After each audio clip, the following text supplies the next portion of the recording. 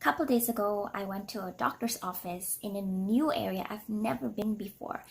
And so the GPS took me into this parking structure, and automatically I thought, well, it must be in this building. But it wasn't. So I called the receptionist, and she told me to just walk down one block. And she specifically told me it is not in the main hospital. But as I was walking down the block, in the right direction without knowing it, I glanced over to the other side, and there was the main hospital. And in my own pride and in my own wisdom, which is foolishness, I thought it must be in the main hospital. Like, the receptionist couldn't be right since she's working there and I've never been there before. So I walked to the main hospital, and obviously it's not there. So I let go of my pride and my own wisdom, and followed the receptionist's instructions. And ta-da! I found the building.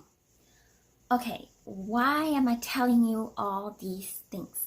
Well, oftentimes we willfully just reject or push away God's voice when He tells us to do something.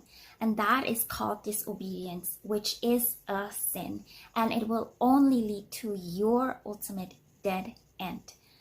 And secondly, we can get so easily distracted with the things around us or even our own wisdom that we might miss out on what God wants to do in us and through us.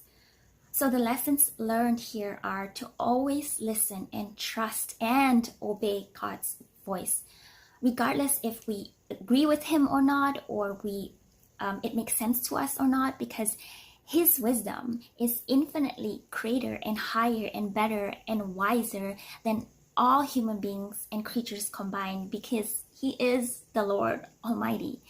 And secondly, we can always trust the Father's heart, because the Father has always the best interest for His children in His heart, whereas our hearts, not so much, because the Bible tells us that our hearts are deceitful above all things, desperately wicked.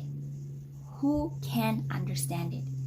So, always trust and obey and surrender to God's voice and not our own.